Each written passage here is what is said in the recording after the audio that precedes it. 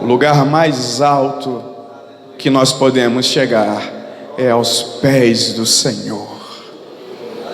É o lugar mais alto que o crente pode chegar, que o cristão pode chegar, é se dobrar aos pés do Salvador Jesus. Aleluia. Queridos, a palavra de hoje, ela foi inspirada de uma forma interessante. Eu li um texto pequeno, curto, na internet, de autoria anônima, e o texto ele fazia a seguinte pergunta: o que você faria se fosse depositado em sua conta diariamente 86.400? Isso me foi muito instigante. O que é que eu faria? O que é que você faria? O que é que nós faríamos se diariamente fosse depositado em nossa conta 86.400? Eu abri uma caixa de perguntas e respostas na rede social e fiz essa mesma pergunta. E diversas foram as respostas. Algumas curiosas, algumas bem bonitas, algumas até engraçadas. Então foram as mais diversas que vocês possam imaginar. E no dia seguinte eu fiz a seguinte reflexão, postei também na rede social, dizendo que todos nós, de fato, como dizia o texto, todos nós recebemos diariamente 86.400 em nossa conta, mas não é na nossa conta bancária, é na conta da vida.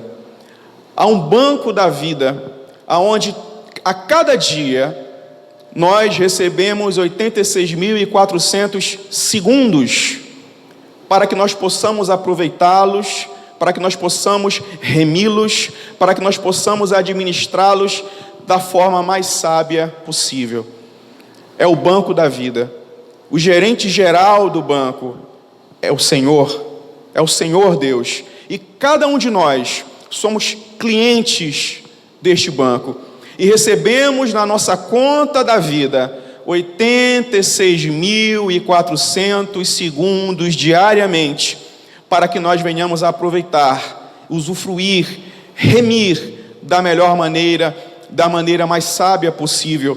E aí eu faço um acréscimo ao texto: aproveitarmos da melhor maneira possível, de uma forma que traga glória a Deus.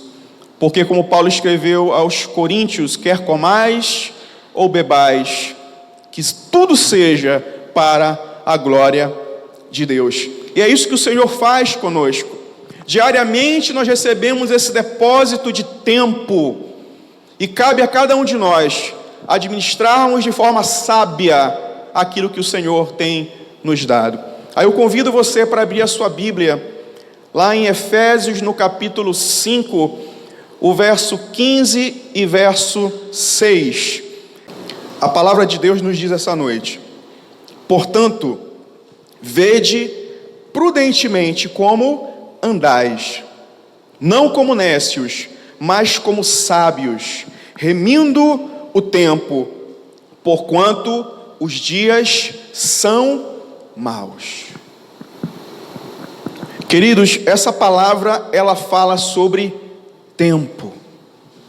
E o que eu acho interessante é que ele começa dizendo que nós temos que estar atentos, nós temos que ser prudentes, não como os nécios, mas como sábios. Interessante aqui que quando a gente fala de nécios, a primeira coisa que vem à minha mente, à sua mente certamente, é o tolo, é o bobo. Mas na verdade o nécio, no sentido da palavra, é aquele que dá as costas a Deus. Então o texto está dizendo: olha, vocês têm que andar com atenção, vocês têm que ser prudentes, cuidadosos, diferente daqueles que dão a costa a Deus, que se viram contra Deus, mas sim como sábios, porque os dias são maus. remindo o tempo, cuidando do tempo, administrando o tempo, aproveitando o tempo. Esse versículo ele fala para mim que é Deus que concede o tempo. Deus é o Senhor do tempo. Deus é o próprio tempo. Esse texto fala para mim também da questão do uso sábio, da sabedoria no uso do tempo. Isso fala para nós da questão da mordomia do tempo. O que é a mordomia do tempo? O que é a mordomia cristã? É o cuidado da administração de tudo aquilo que Deus entrega para nós. Então nós temos que ter mordomia com os bens que Deus entrega para nós. Nós temos que ter mordomia com os talentos. Nós temos que ter mordomia com os dons. Nós temos que ter mordomia com os títulos, com as oportunidades. Mas nós também temos que ter mordomia com um dom, com uma dádiva maravilhosa que o Senhor nos deu, que é o tempo. Deus nos deu o tempo. Deus nos concedeu o tempo. E esse texto também fala para mim que o tempo ele não volta atrás. O tempo não se recupera, meus irmãos. Nós podemos recuperar dinheiro, nós podemos recuperar bens perdidos, nós podemos recuperar a saúde, nós podemos recuperar até amores perdidos, mas o tempo não volta. O tempo que se perde é um tempo que não é recuperado jamais. Se vocês me permitem ler, eu peguei um conceito sobre o tempo, que é muito importante, que fala muito para cada um de nós. O tempo significa a série ininterrupta e eterna de instantes. Que coisa sensacional. O tempo é uma série, é uma sequência ininterrupta, que não para, que não cessa e eterna de instantes. O tempo ele é uma espécie de medida arbitrária de duração das coisas. O tempo ele é certo. O tempo ele é determinado.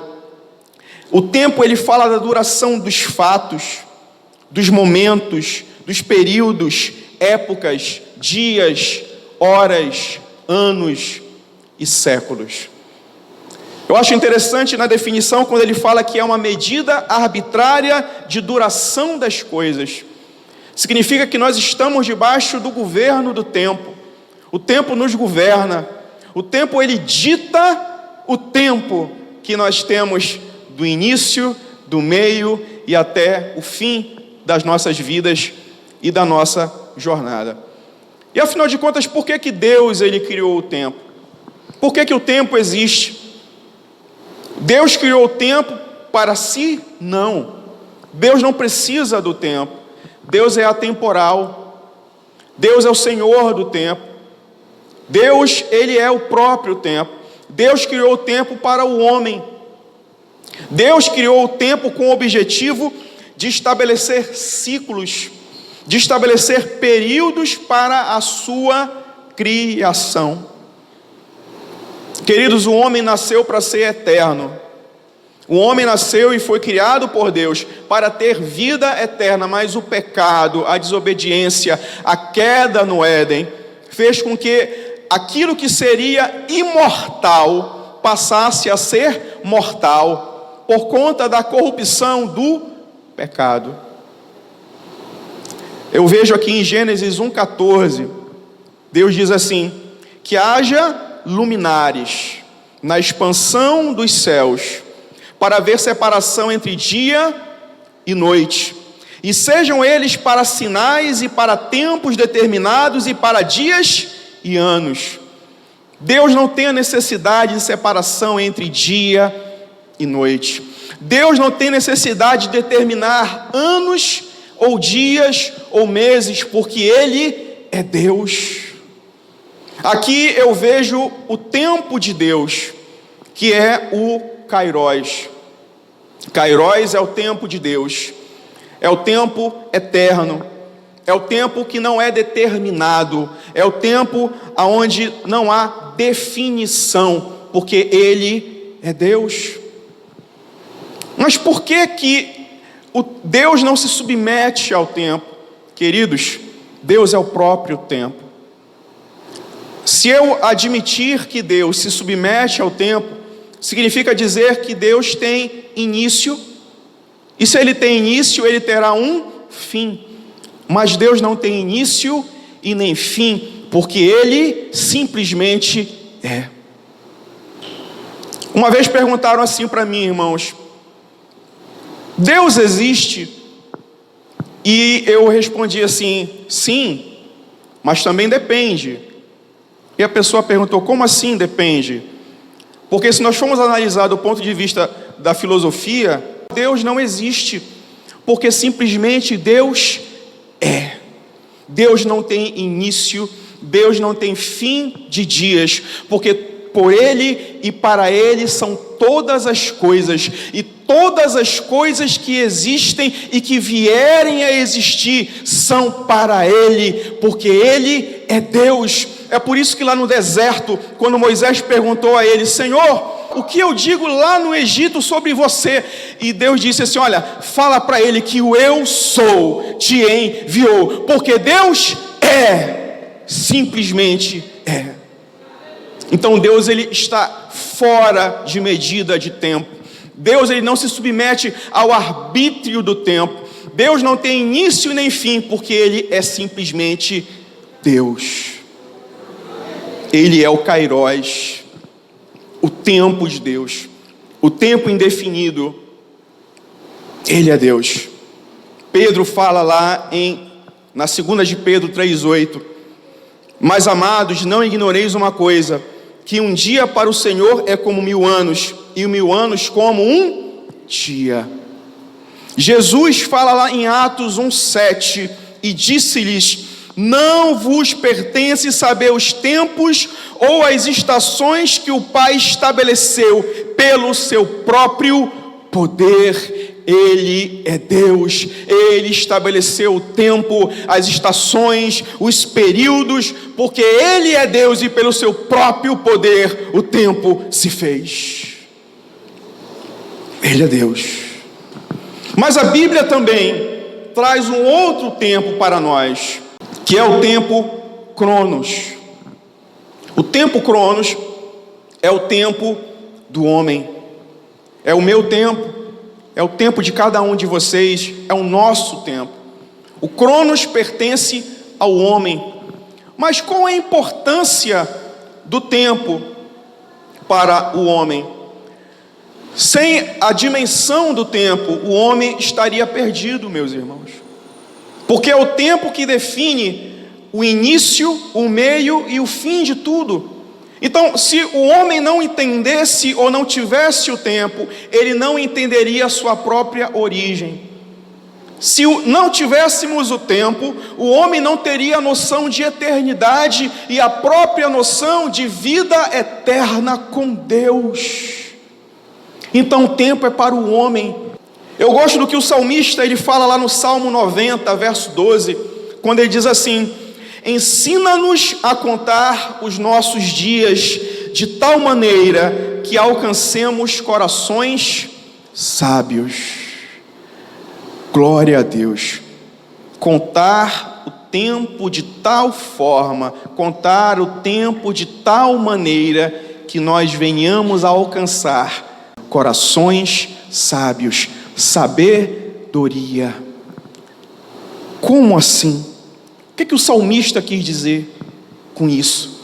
Queridos, a partir do momento que eu conto o meu tempo, a partir do momento que eu faço uma contagem do tempo, eu vejo o tempo passar, eu vejo o tempo transcorrer, eu vejo a minha limitação, eu vejo a minha finitude, eu vejo que eu sou um ser que tem começo, que tem meio e que terei um fim. Isso fala de dependência, isso fala de necessidade. O salmista está dizendo assim: olha, Senhor, me ajuda a entender o tempo, me ajuda a compreender que o tempo está passando, e à medida que o tempo está passando, eu entendo que os meus dias são findos, que os meus dias são limitados, e que eu preciso te entender, eu preciso ter um coração sábio, porque eu preciso me aproximar mais de ti, porque eu preciso de ti, e eu dependo de ti. Mas se nós formos parar para pensar, hoje em dia nós vivemos num mundo digital. A forma de contar o tempo, a forma de medir o tempo, ela é incrivelmente precisa. Não era na época do rei Davi, mas ainda assim, o homem não alcançou um coração sábio. Nós vivemos numa sociedade, principalmente agora, do século 20 em diante, vivemos uma sociedade pós-moderna. A filosofia da sociedade pós-moderna prega um Deus que não existe, prega um Deus morto. Os principais, ou alguns dos principais filósofos do século 20 declararam a morte de Deus. Essa é a sociedade que nós vivemos. Mas lá em Provérbios 9:10 diz que o princípio da sabedoria é o temor a Deus, é o temor do Senhor. Então, como vamos ter um coração sábio? Como vamos alcançar um coração sábio quando vivemos numa sociedade onde muita gente, onde grande parte da sociedade não reconhece a existência de Deus, ou entende que Deus simplesmente morreu? Qual o resultado disso? Caos. Caos, meus irmãos. Uma sociedade sem a referência do divino é uma sociedade que vive em caos. É por isso que nós vemos o que acontece hoje em dia: a corrupção, as guerras, as brigas, as disputas por tudo, por territórios, por dinheiro, por mercado, por capital. As ideologias distorcidas que destroem a família, que destroem a sociedade, que perseguem a igreja, que perseguem o Deus da igreja, o Cristo da igreja, porque nós vivemos um caos.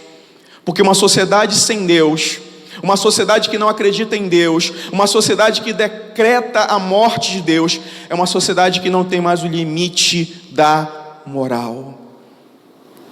Esse é um dos pontos principais da religião. A religião, a fé, ela te impõe um limite ético, ela te impõe um limite de moral. E quando você vive numa sociedade sem Deus, uma sociedade sem princípios de religião, sem os princípios do cristianismo, você vive numa sociedade fadada a perecer. Mas graças a Deus que ainda há um remanescente fiel. Graças a Deus que ainda há uma igreja, que ainda que perseguida, que ainda que combatida, que ainda que em muitos casos ameaçada, mas é uma igreja que ainda dobra os seus joelhos, é uma igreja que ainda ergue as suas mãos aos céus, é uma igreja que ainda ora, que ainda clama para que nós possamos ter uma sociedade que entenda, que compreenda que Deus é Senhor e que nós precisamos dEle, que nós precisamos temer a Ele, para que nós venhamos a ter um coração sábio, um coração entregue a Ele. Queridos, e como aproveitar o tempo? Como fazer desse tempo da melhor maneira possível, da forma mais sábia possível? Como eu posso fazer isso? Eu enumerei 3 pontos ou 3 passos curtos para que nós possamos tentar viver de forma a remir o tempo, a aproveitar o tempo de forma sábia e que glorifique ao nome do Senhor. Primeira, use o tempo para Deus. A melhor forma de você aproveitar o seu tempo, de você remir o seu tempo, de você aproveitar os 86.400 segundos que você recebe diariamente do Senhor para melhor cuidar, melhor administrar, é ter uma vida de devoção a Deus. O salmista, no Salmo 55, versos 16 e 17, diz assim: eu, porém, invocarei a Deus, e o Senhor me salvará. De tarde, de manhã e ao meio-dia, e clamarei, e Ele ouvirá a minha voz. De tarde, de manhã e ao meio-dia. De tarde, de manhã e ao meio-dia, eu orarei, eu clamarei, eu levantarei as minhas mãos aos céus, eu dobrarei os meus joelhos, e Ele me ouvirá. O Salmo 119, verso 97, diz: ó quanto amo a tua lei, é a minha meditação em todo o dia. Veja a noção do tempo, dia, 24 horas, medito na tua palavra. Então a melhor forma de você aproveitar o seu tempo é numa vida devocional ao Senhor. É gastando tempo com as coisas do Senhor, buscando ao Senhor, mergulhando na intimidade do Senhor, buscando mais de Deus e tendo a certeza que Ele te ouvirá e que o Senhor te salvará, como diz o salmista. Segunda forma de melhor aproveitar o tempo, de remir o tempo com sabedoria: use o tempo para você.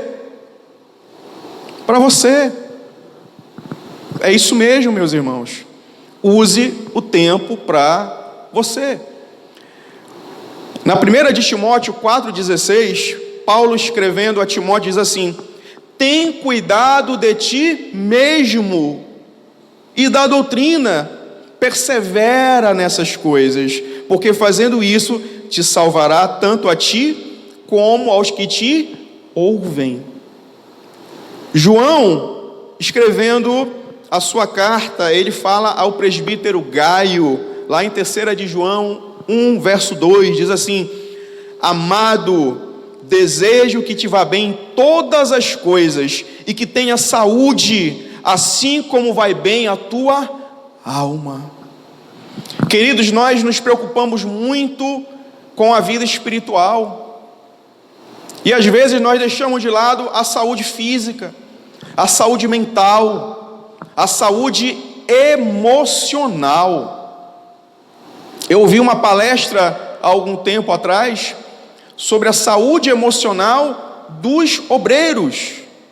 Existem casos inúmeros de pastores, de líderes que atravessam fases de profunda depressão, porque a pressão do ministério, a pressão da vida eclesiástica, a pressão de ter responsabilidade sobre a vida da igreja é tão grande que eles não suportam, porque não se cuidam, não tiram férias, não descansam. Existe uma síndrome chamada síndrome de burnout, que é o esgotamento físico e mental. Muitos têm passado por isso, é uma realidade. Não se cuidam, e isso serve para os irmãos em geral. Existe uma coisa que ela falou, um conselho que ela falou, que eu levo para a minha vida até hoje, que é: cerque-se de pessoas, de circunstâncias, e esteja em lugares que te faça bem. Se há companhias que te fazem mal, se afaste. Se há lugares que te fazem mal, não frequente. Se há circunstâncias que te fazem mal, não pratique, esteja longe. Cerque-se daquilo que te faz bem. E ela diz que isso é um primeiro bom caminho para que você tenha saúde emocional. Queridos, nós vivemos nessa pandemia agora recentemente, e o tanto de gente que eu conheço que tiveram um esgotamento mental, que atravessaram profundas crises de ansiedade, inclusive chegando à depressão. São inúmeros casos, são inúmeros relatos. Queridos, precisamos nos cuidar, seja pela solidão, seja pelo distanciamento social, seja pelo receio da própria enfermidade. Precisamos nos cuidar. Então Paulo diz: cuida de ti mesmo. João fala: olha, que tudo te vá bem, que tenhas saúde, como vai bem a tua alma. Então, assim como nós cuidamos da nossa alma, que nós possamos cuidar também da nossa saúde física e mental. Cuidar de nós nas coisas que nos fazem bem. E terceiro e último, meus irmãos,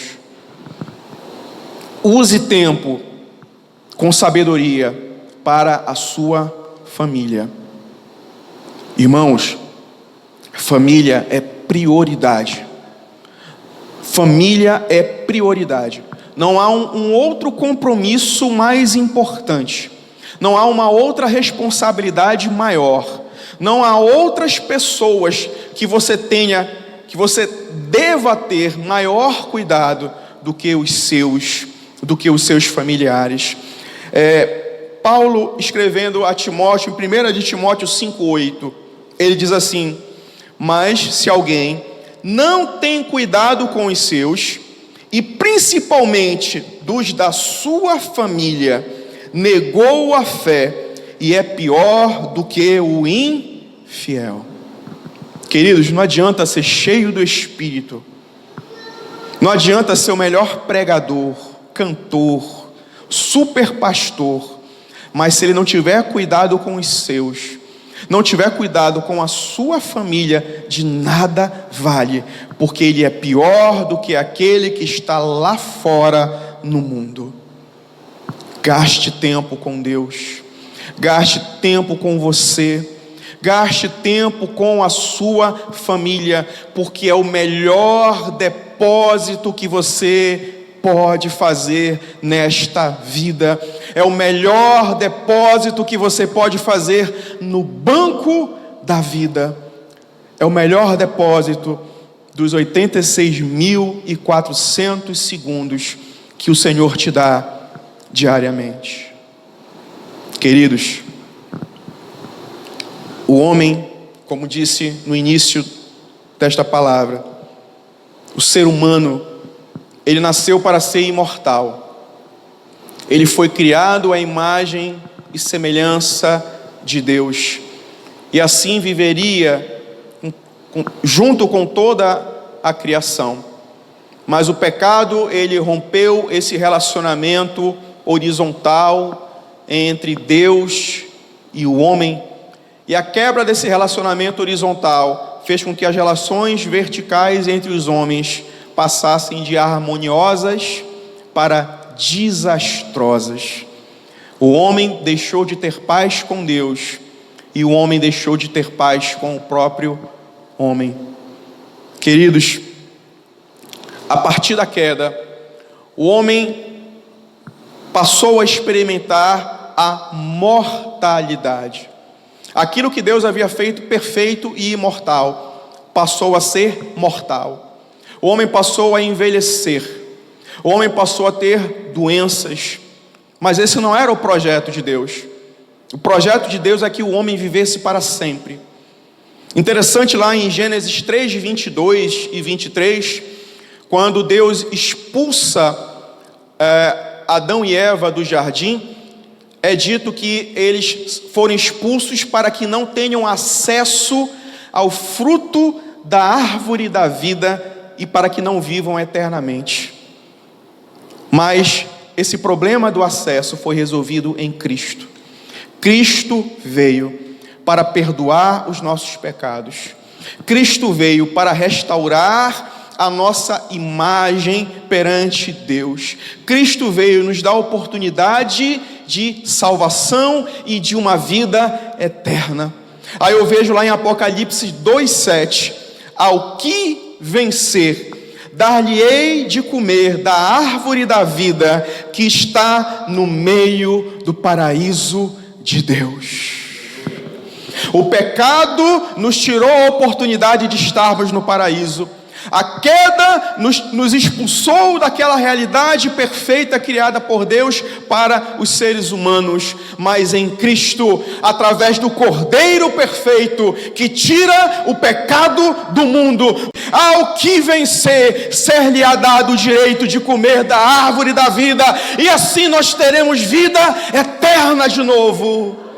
Aquilo que é mortal passará a ser imortal, aquilo que é corrupto será revestido de incorruptibilidade, e nós seremos como o Senhor quer, e junto dele para sempre, para sempre, para sempre.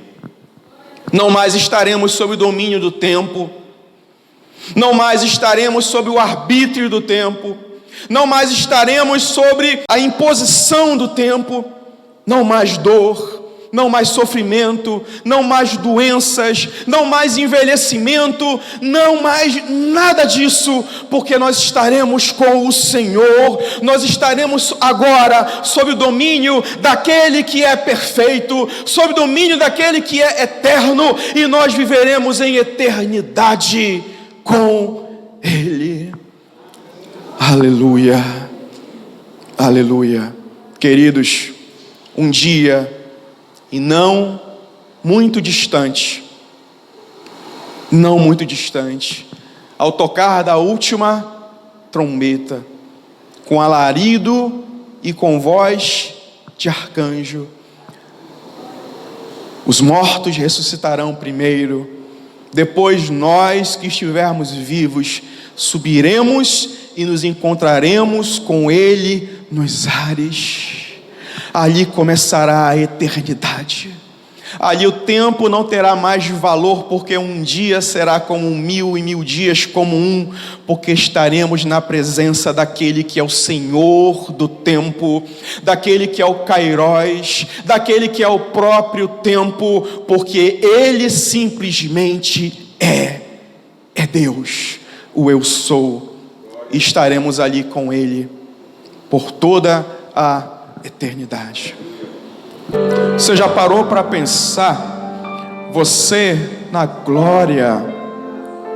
Você já parou para pensar que às vezes a gente é tão humano, a gente pensa tanto nas coisas aqui dessa vida, nas coisas aqui dessa terra, mas você já parou para pensar nas coisas eternas, nas coisas vindouras, na eternidade? Queridos, hoje nós temos 86.400 segundos para desfrutar com sabedoria e de uma forma que glorifique a Deus. Mas em um breve tempo, nada disso será mais necessário, porque nós estaremos diante dele para sempre, para sempre. E não importa se é um dia, ou 2, ou 1000, porque estaremos para sempre o infinito de dias com o Senhor. Você já parou para pensar nisso? Você já parou para se preparar? Eu gosto de dizer que o crente ele tem que estar semelhante àquele que vai viajar no terminal, com as suas malas, com as suas bagagens prontas, porque a qualquer momento vai soar ali na caixa de som do aeroporto do céu: olha, o voo da igreja vai sair. Pense nisso, medite nisso, gaste o seu tempo se preparando para o encontro com Ele.